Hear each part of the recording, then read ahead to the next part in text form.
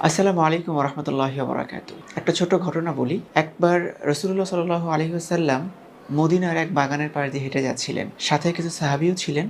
হঠাৎ রাসূল থমকে গিয়েছেন এবং রাসূল বললেন যে, "এই কবরের বাসিন্দারা অতিরিক্ত কষ্টে আছে।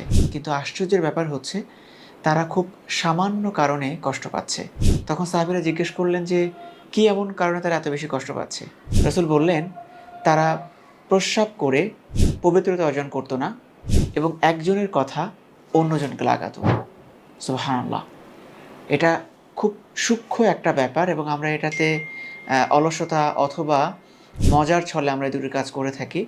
কিন্তু এটার জন্য যে কবরে কত বড় একটা শাস্তি আমাদের হবে এবং শুধুমাত্র শাস্তির ব্যাপারটাও না, ইহকালীন জীবনে আমাদের কিন্তু সামাজিকভাবেও আমরা খুব ঘৃণার পাত্র হয়ে যাই যারা জিনিসটা বুঝতে পারে। তাই এই দুটো জিনিস থেকে আমাদের বেঁচে থাকা উচিত।